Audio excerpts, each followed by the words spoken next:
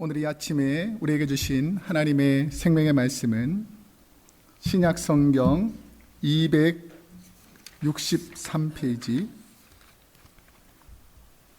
로마서 1장 16절에서 17절까지 말씀입니다. 신약성경 239페이지 신약성경 239페이지 로마서 1장 16절에서 17절까지 말씀입니다. 제가 하나님 말씀을 봉독하겠습니다. 하나님 말씀을 경청하시기 바랍니다. 내가 복음을 부끄러워하지 아니하노니 이 복음은 모든 믿는 자에게 구원을 주시는 하나님의 능력이 됨이라. 첫째는 유대인에게요 또한 헬라인에게로다. 복음에는 하나님의 의가 나타나서 믿음으로 믿음에 이르게 하나니 기록된 바 오직 의인은 믿음으로 말미암아 살리라 함과 같으니라. 아멘. 오늘은 로마서 1장 16절에서 17절 말씀을 중심으로 고운 변화가 있습니까? 라는 제목으로 하나님 말씀을 선포하겠습니다. 교회 생활을 하다 보면 신앙생활을 참 아름답게 하시는 분들이 있습니다. 제가 한 집사님에게 말했던 것이 기억나는데 목사님은 어떤 분을 좋아하세요? 이렇게 여쭤보더라고요. 그래서 저는 좋아하는 기준이 딱 한 가지입니다. 첫 번째는 우리 아내고 두 번째는 하나님 사랑하는 사람, 믿음 생활 너무 잘하는 사람이 너무 아름다워요. 그래서 우리 교회는 아름다운 분이 너무 많은 것 같아서 감사합니다. 찔리는 분이 없기를 소원합니다. 그 아름다운 신앙, 저분 너무 아름다운 신앙을 한다, 참 보기에 너무 아름답게 믿음 생활 잘한다 라고 생각하는 분들을 보면 얼굴이 환합니다. 얼굴 좀 환합니까? 얼굴이 환하고 그러면서도 하나님 의지하고 주님 의지하는 모습이 상당히 많아요. 그런데 젊은 분들은 참 아름다운 신앙을 가졌습니다 라고 표현하면 좋은데 우리 권사님처럼 집사님처럼 연세가 많으신 분들에게 아름다운 신앙을 가졌습니다 라고 하기에는 조금 부족한 것 같아요. 그래서 이분들을 향해서 정말 아름답고 멋지고 귀하고 복된 신앙생활을 하게 되는 것을 표현하고 싶은 마음으로 하나님께 기도할 때에 하나님께서 주신 마음이 참 고우시다, 정말 고운 분이다 라는 표현을 생각하면서, 그래서 우리가 세월이 지나고 시간이 지나게 함에 따라서 하나님 앞에서 고운 신앙인들이 되기를 축복합니다. 그래서 우리 옆 사람에게 나이가 들면서 험상 굳은 신앙인이 아니라 고운 신앙인이 됩시다 하고 한번 옆 사람에게 인사할까요? 시작. 고운 신앙인이 됩시다. 고운 신앙인.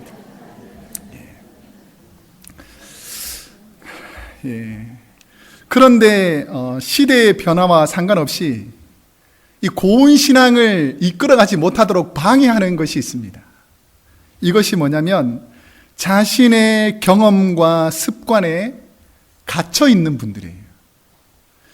웬만해서는 자신이 늘 하던 생각과 익숙하게 생활하던 경험에서 벗어나지 못하는 분들이 있습니다.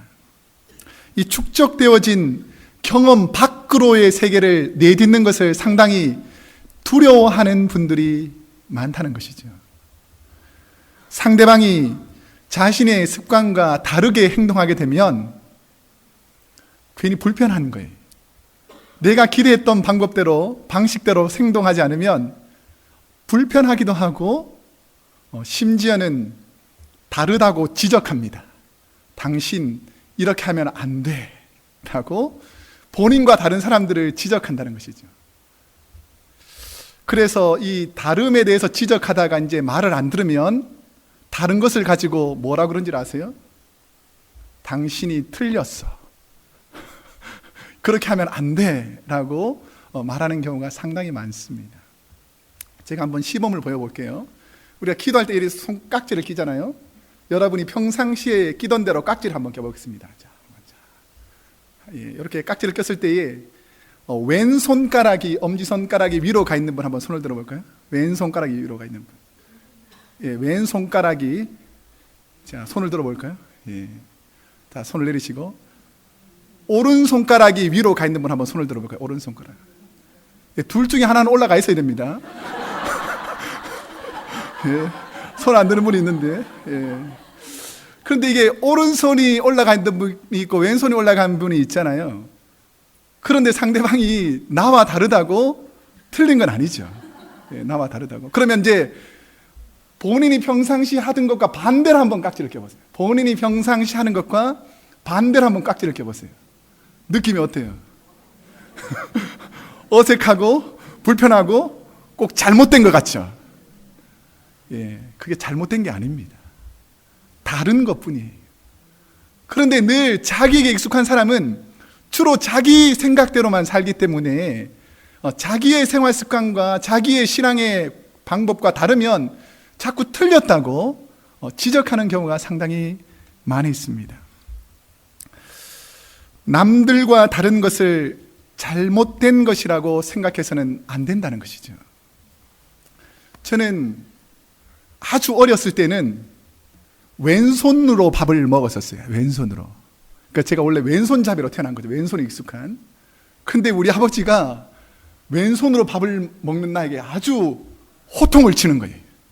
왼손으로 밥을 먹다니 당장 오른손으로 바꾸지 못할까? 그래서 오른손으로 자꾸 먹으라는 거예요. 나는 왼손잡이라서 왼손이 편한데 우리 아버지는 오른손으로 왜 먹으라고 그럴까라고 생각을 해보니까 아버지의 말씀은 남들과 다른 오른손이 아닌 왼손으로 먹으면, 왼손으로 필기를 하면 친구들이 놀릴까봐, 제가 왼손잡이네라고 놀릴까봐 남들과 똑같이 그냥 통일해서 오른손으로 밥을 먹고 필기를 하라는 거예요. 남들과 다른 것을 잘못된 것이라고 생각하던 아버지 시대의 문화를 저에게 강요한 것입니다. 근데 만약에 지금 제가, 우리 자녀들이 오른손을 쓰는 아이들 수도 있고 왼손을 쓰는 아이일 수도 있는데, 야, 너는 다 오른손을 쓰니까 오른손을 써라고 하면 우리 자녀들이 뭐라 그럴까요? 잘 아시죠? 절대 안 된다. 왜요? 라고 말하게 되죠. 왜냐하면 이 미국과 같이 창의적이고 새로운 것을 추구하는 시대에서 획일적인 것이 다 좋은 것이 아니라는 것을 다 알고 있습니다. 그런데 많은 신앙인들이 오랫동안 그렇게 해왔기 때문에 너도 그렇게 해야 되고 나도 그렇게 해야 된다는 잘못된 문화 가운데 그것이 하나의 전통과 습관이 되어서 교회 안에 들어오는 경우가 상당히 많다는 것입니다. 예수님을 한번 생각해 보면, 예수님은 그 당시에 잘못된 율법주의와 대제사장과 서기관들이 말하는 그 잘못된 형식주의를 정면으로 도전하고, 그것이 하나님의 뜻이 아닙니다, 하나님의 뜻은 이러한 것이 아닙니다라고 담대하게 복음을 전했습니다. 그럴 때에 예수님이 복음을 전할 때에 많은 사람들이 예수님이 자신들과 다르다고 핍박하고 고난 주기도 하고 어려움을 줬습니다. 하지만 우리 주님은 진리를 말씀하셨기 때문에 그 고난과 어려움 속에서도 진리 앞에 담대할 수 있었다는 것입니다. 오늘이 혹시 무슨 날인 줄 아십니까? 예, 종교개혁 기념주일입니다. 1517년 10월 31일에 마틴 루터가 그 시대의 잘못된 교회의 문화와 타락한 지도자들을 향해서 이렇게 신앙생활하는 것이 하나님의 뜻이 아닙니다, 우리가 올바른 신앙생활로 돌아와야 합니다라는 것을 비텐베르그 그 성당 앞에 95개의 항목을 적어서 바른 신앙생활을 하도록 성도들에게 격려합니다. 저는 그 용기를 대단하게 생각합니다. 남들이 다 따라가는 죄악의 길을 포기하고 고난과 어려움과 핍박이 있다 할지라도 진리 앞에서 당당했던 그 루터와 같은 신앙이 우리 크로스웨이 교회 성도님들에게 있기를 원합니다. 초대교회는 성령님이 역사하셨다는 것이죠. 초대교회는 성령의 능력으로 움직였는데 시간이 지나고 세월이 지나면서 변질된 문화들이 교회 안으로 들어오기 시작했습니다. 마치 자신의 그 신앙의 생활이 전부인 것처럼 다른 사람들을 획일적으로 몰아가기 시작했습니다. 그런데 이 루터 한 사람의 헌신과 희생을 통해서 우리가 지금 믿고 있는 개신교가 탄생했다는 것입니다. 이전과는 전혀 다른 성령의 능력으로 하나님을 믿는 복된 교회로 새롭게 탈바꿈하게 되었다는 것입니다. 그 미국 TV 프로에 보면, 제가 미국 TV는 거의 안 보는데 어쩌다가 한 번씩 보는 프로가 있어요. 이게 뭐냐면 Extreme Makeover라는, 저 1부 때도 별로 반응이 없는데 2부 때도 잘 모르신가 보죠. 그 프로그램이 뭐냐면, 한 신청자가, 가난한 신청자가 자기 집이 너무 허술하고 낡았다고 신청을 하는 거예요. 우리 집을 좀 고쳐주세요. 이렇게 신청을 하면 그 전문가들이 그 딱 심사를 해가지고 이 집을 딱 선택하는 거예요. 그래서 이 집을 완전히 바꿔주는 겁니다. 그래서 이전에는 가난하고 힘들고 어려웠기 때문에 고칠 돈도 없고 능력도 없고, 그러니까 대충 임시 방편으로 그렇게 집을 살아서 오랫동안 살다 보니까 더 이상 나는 이렇게 살아야 되나 보다, 나는 변화를 줄 수 없는가 보다 라고 했는데, 이 신청을 딱 내면 이분들에게 일주일 동안 휴가를 줍니다. 그래서 리무진을 타고 탁 멀리 가서 휴가를 가지게 하고, 그 시간 동안, 일주일 동안에 집을 완전히 싹 뜯어 고치는 거예요. 어떤 집은 아예 기둥만 빼고 그냥 싹 뜯어 고치는 집도 상당히 많아요. 저는 그 모습을 보면서 참 감동적인 방송이다라고 생각한 적이 많습니다. 가족들이 가난하여서 이사할 수도 없고, 오랫동안 그 낡은 집에 살아야 하고, 고장나고 문제가 있어도 어쩔 수 없이 대충 고치고 써야 하는 환경이었습니다. 어디서 어떻게 바꿔야 할지 모르는 낡은 집을 새롭게 만들어 주는 거예요. 그 집을 다 고치게 되면 바뀌기 전하고 바뀐 후에 집을 다 보여줍니다. 그 옛날에는 이렇게 허름한 집이었는데 이렇게 바뀌었습니다 라고 쫙 이렇게 하면 가족들이 눈물을 펑펑 흘려요. 이게 우리 집이었구나, 새롭게 바뀌었구나. 그리고 함께 일주일 동안 열심히 고생했던 사람들도 이 집이 바뀐 걸 보고 너무너무 감격하고 감사하는 것을 보게 되었어요. 저는 신앙의 개혁이 마치 이와 같지 않나 생각해 봅니다. 이전에 부패하고 낡았고 내 힘으로는 도저히 수리가 되지 않는 우리 신앙의 형편들을 성령님이 오셔서 우리의 삶 전체를 바꿔주시기를 원합니다. 완전히 고치고 변화시키는 것이 개혁이라는 것이죠. 신앙의 개혁은 시대적 상황과 환경과 문화와 배경을 넘어서서 하나님께서 원하시는 올바른 신앙생활을 하기 위해서 바꾸는 것이 바로 신앙의 개혁입니다. 근데 그 근본적인 뿌리가 무엇이냐면, 어떻게 하면 내가 하나님을 더 사랑할 수 있을까? 내가 어떻게 하면 하나님의 말씀을 바로 이해할 수 있을까? 내가 어떻게 하면 하나님께서 우리에게 말씀해 주신 것을 잘 실천할 수 있을까라는 그 마음을 가지고 개혁을 시작해야 한다는 것입니다. 하나님 앞에 바로 서려는 이 거룩한 변화와 갈망하는 성도들을 기도를 들으시고, 마치 쓰러져 가는 집을 완전히 새롭게 해주시듯이 하나님께서는 과거의 잘못된 전통과 그 교회의 모습을 완전히 바꾸어서 새로운 교회로 하나님께서 만들어주신 것이 바로 종교개혁 후에 생긴 우리 개신교입니다.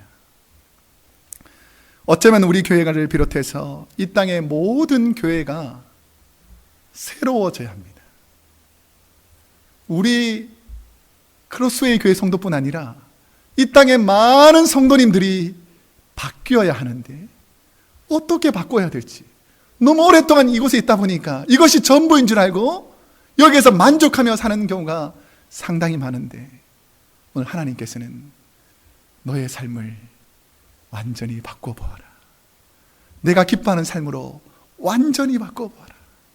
하나님 기뻐하는 신앙의 모습으로 완전히 바꿔보아라고 우리에게 말씀하신다면 담대하게 바꿀 수 있는 능력이 있기를 축복합니다.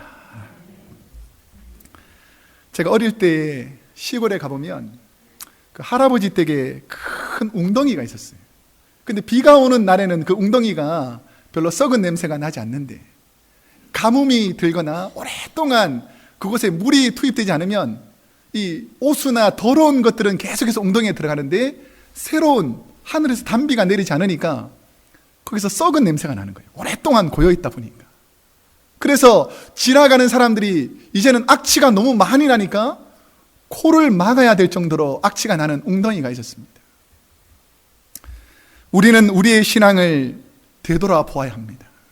한 곳에 너무 오랫동안 변화 없이 그대로 남아서 썩어가는 신앙은 아닌지, 내가 주님께서는 내 삶이 날마다 새롭고 아침마다 새롭고 하나님께로 가까이 가고 하나님이 원하는 믿음을 원하는데도 불구하고 어쩌면 우리는 과거에 머물러 있으면서 여전히 썩어가고 있지 않는지를 생각해 봐야 된다는 것입니다. 오늘 본문은 악취가 나는 당시 부패한 교회와 지도자들을 향해서 종교개혁의 기초가 된 이 루터가 3가지 슬로건을 건 그 귀한 말씀의 기초가 되는 것이 바로 오늘 본문 말씀입니다. 루터는 종교개혁의 3가지 슬로건이 첫 번째가 솔라 스크립투라라고 해서 오직 성경으로 돌아가자, 솔라 피데 오직 하나님을 믿는 믿음으로 돌아가자, 솔라 그라시아 오직 하나님의 은혜 안으로 되돌아가야지 우리가 새롭게 바뀔 수 있다. 사랑하는 성도 여러분, 성경으로 되돌아오기를 원합니다. 믿음으로 다시 회복되기를 소원합니다. 하나님의 은혜를 경험하는 성도님들 되기를 원합니다. 그러면 오직 하나님의 말씀, 오직 하나님의 말씀으로 돌아오는 신앙이 어떤 신앙인가? 오늘 본문 16절 말씀에 보면 이렇게 말합니다. 내가 복음을 부끄러워하지 아니하노니, 이 복음은 모든 믿는 자에게 구원을 주시는 하나님의 능력이라 라고 말합니다. 복음의 핵심은 죄로 인하여 타락한 인간에게 굳게 닫혀있던 천국의 문이 죄인임을 깨닫고 주님 앞에 회개한 모든 사람들에게 영원한 생명, 천국의 삶을 허락하여 주신 하나님의 은혜가 바로 복음이라는 것입니다. 하나님의 자녀가 된 우리에게는 예수를 나의 구주로 영접하기 위해서 우리 죄를 고백하면 하나님께서 은혜로 구원을 허락해 주신다는 것입니다. 이것은 경험과 지혜가 아닌 오직 성경 말씀이 그렇게 말하고 있기 때문에 그 말씀을 따라서 진리의 말씀을 따르는 것입니다. 그런데 악한 마귀는 그렇지 않다는 것입니다. 성경으로 되돌아가지 못하도록, 하나님 말씀에 집중하지 못하도록 성도들을 미혹하고 성도들을 갈라놓고 성도들을 죄악 가운데 넘어지게 만들더라는 것입니다. 그 애틀란타 저널이라는 그 주간지를 쓰는 한 기자의 이름이 모간 브레이크라는 분이 이런 기사를 썼더라고요. 혹시 이런 이 기사의 주제가 있는데 주제가 무엇인지 한번 여러분이 들으면서 한번 생각해 보세요. 나는 치명적인 타격을 가할 수 있는 힘과 기술을 가지고 있다. 나는 가정과 교회와 국가를 파괴한다. 나는 수많은 사람의 인생을 파괴하였다. 아무리 순결한 사람도 내게는 무력하다. 나는 바다의 모래보다 더 많은 나의 노예들을 거느린다. 나는 결코 용서하지 않는다. 내 이름은 중상모략이다 라고 말하는 것이죠. 복음을 왜곡시키는 거짓이 사람을 넘어뜨리고 사람에게 고난을 주고 어려움을 주게 만든다는 것이죠. 당시 로마 가톨릭 교회는 오직 말씀, 즉 성경의 진리에서 벗어난 행동들을 상당히 많이 했습니다. 종교개혁 당시에 타락한 지도자인 알버트라는 인물이 독일의 주도권을 쥐기 위해서 교황에게 찾아갑니다. 그래서 교황에게 찾아가서 많은 돈을 교황에게 바치고 내가 이쪽 독일 교구를 맡게 하여 주옵소서라고 부탁을 해요. 그러니까 교황이 돈을 받고 이 알버트에게 이 독일 땅을 전체를 그 사람이 맡게 합니다. 그렇게 되니까 이 알버트라는 사람이 자기에게는 별로 능력이 없으니까 그때 당시에 웅변술이 가장 능했던 티젤이라는 사람을 자기 밑에 고용합니다. 그래서 어떻게 하면 어리석은 사람들을 잘 속여가지고 우리가 돈과 부를 다시 한번 축적할 수 있겠느냐라고 생각해서 만든 것이 바로 면죄부입니다. 면죄부. 돈만 있으면 너희 죄가 아무리 많더라도 용서받는다라는 헛된 세상의 지식들을, 성경에는 나오지 않는 진리들을 만들어서 가르치기 시작하더라는 것입니다. 이 면죄부에 대해서 이렇게 말합니다. 면죄부는 죄인들을 세례보다 더 깨끗하게 만들며 타락 이전의 아담보다 더 순결하게 만들 뿐 아니라 면죄부를 산 돈이 헌금함에 짤랑 떨어지는 순간에 연옥에 갇혀있던 영혼들이 영혼이 화살처럼 솟아오른다라고 예수님이 말하신 그 복음을 왜곡시켜서 이것이 마치 진리인 것처럼 많은 사람들에게 가르치고 그 사람들에게 피해를 주기 시작했다는 것입니다. 저는 이 본문을 읽으면서 마치 선악과 앞에서 하와를 속이는 뱀의 말과 아주 유사하다는 것이죠. 뱀이 전혀 얼토당토하는 그런 것을 가지고 하나님의 사람들을 유혹한 것이 아닙니다. 너가 이 선악과를 먹으면 하나님과 같이 되고 지혜롭고 명철하고 네가 하나님과 같이 된다는 그 유혹에 넘어가도록 마귀가 유혹할 때에 어리석은 인간들은 하나님의 말씀을 제대로 깨닫지 못하고 죄악 가운데 들어가고 말더라는 것입니다.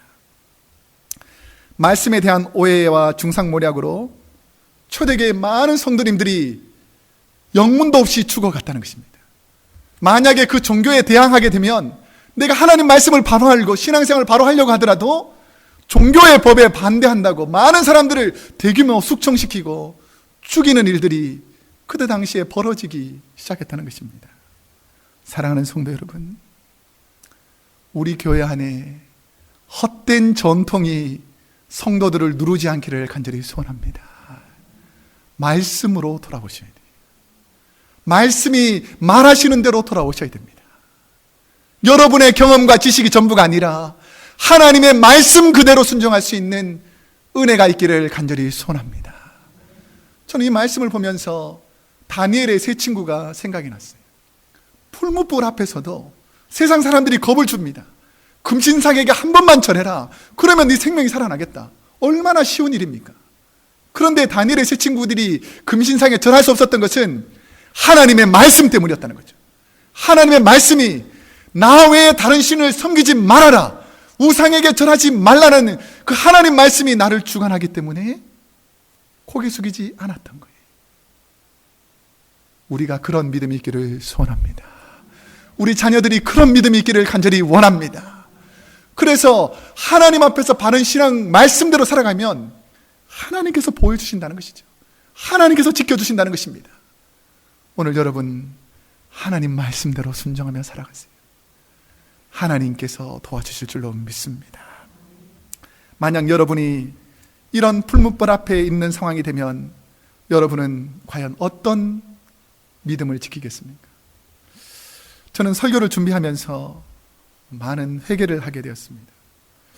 만약 부족한 저에게 풀무불과 같은 이런 시험과 연단이 왔을 때 나는 과감하게 두려움이 없이 하나님 말씀 때문에 죽음을 선택할 수 있겠는가?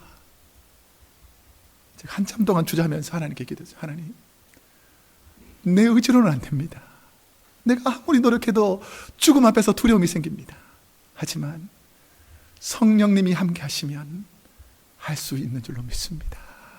주여 도와주소서. 내가 믿음 변치 않도록 도와주소서. 하나님 말씀 앞에서 변질되지 않도록 도와주옵소서. 여러분, 변질되지 않는 신앙으로 회복되기를 축복합니다. 루터는 하나님을 향해 다음번으로 절대적인 믿음, 오직 믿음, only faith, 이 신앙의 원칙으로 돌아가자고 많은 사람들에게 외쳤습니다. 오늘 본문 17절 말씀에 보면 복음에는 하나님의 의가 나타나서 믿음으로 믿음에 이르게 하나니 오직 의인은 믿음으로 말미암아 살리라 라는 것입니다. 루터와 종교개혁자들은 어떠한 것을 붙잡고 이 종교개혁을 시작했느냐면, 나는 내 의 때문에 이 일들을 시작하는 것이 아니라 그리스도의 의 때문에 나는 이 일들을 한다라고 고백했다는 것입니다. 이 표현을 조금 어려운 해석인데 제가 설명해 드리면, 우리의 의로움은 본래 우리의 것이 아니고 그리스도의 의를 우리의 것으로 인정해 주신 의라는 거예요.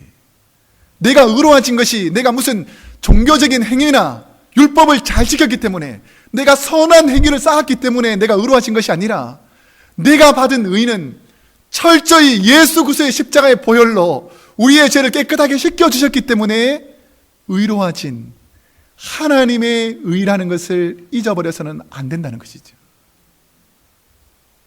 한때 의로웠던 중세교회가 왜 변질되었겠습니까?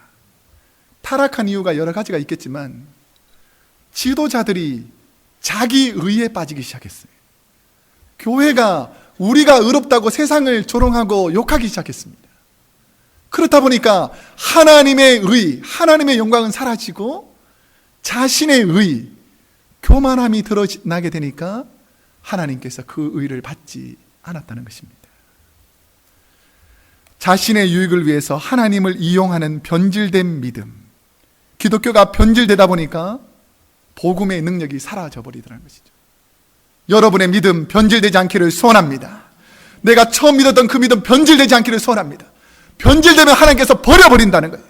쓸데없는 변질된 것은 진리가 아니기 때문에 하나님께서 버려버린다는 것이죠. 저는 어릴 때 운동을 참 좋아했어요. 그래서 농구도 좋아하고 축구도 좋아하고 막 운동을 많이 하다가 집에 딱 들어오면 음료수가 있잖아요, 냉장고에. 그래서 음료수를 막 이렇게 먹었던 기억이 많이 나요. 그런데 하루는 딱 들어왔는데 우유가 딱 있는 거예요. 야, 그래 더운데 잘 됐다 해서 제가 우유를 한참 이렇게 딱 마시고 딱 떼는데 이 썩은 냄새가 나는 거예요. 조금 마신 것도 아니고 지금 많이 먹어가지고 지금 막 배에 가득 찼는데, 그러니까 막 이렇게 조금 지나니까 배가 아프고 어마이트하고 막 난리가 난 거예요. 그래서 제가 그 다음부터 생긴 습관이 생겼습니다. 옛날에는 냉장고 문을 열고 우유를 그냥 벌컥 이렇게 마셨는데, 요즘은 냉장고 문을 열고 우유를 먹기 바로 전에 반드시 하는 행동이 있어요. 코로 이렇게 딱 냄새를 맡아보고 상했나 안 상했나. 여러분, 아무리 좋은 것도 변질되면 해로운 거예요. 여러분이 아무리 좋은 하나님의 말씀을 들었다 할지라도 그 말씀이 내 속에서 온전하지 못하고 세상의 것으로 변질되면 그 상태가 하나님의 영광을 가려버린다는 것입니다. 여러분, 변질되지 않는 굳건한 믿음 붙잡기를 소원합니다. 한번 믿음이 깨어지면 다시 회복되기가 쉽지 않습니다. 아무리 오랫동안 쌓아온 믿음이라 할지라도 변질되면 안 된다는 것입니다. 예수님을 더 잘 믿으려고 하는 성도라 할지라도 새로운 변화를 거부하고 한 곳에 고여서 과거의 것만 얽매이게 있으면 그것이 자기가 다 썩어서 변질되는지도 모르고 그것이 전부인 양 붙잡고 살 때가 있더라는 것이죠. 예수님을 새롭게 변화를 받고 우리가 예수님을 믿으려 할 때 가장 힘든 일이 뭐냐면, 혹시나 내가 이렇게 했다가 실패하면 어떡할까? 내가 이것이 전부인 줄 알고 따라갔는데 이것이 만약에 진리가 아니면 어떡할까? 라는 두려움이 있어요.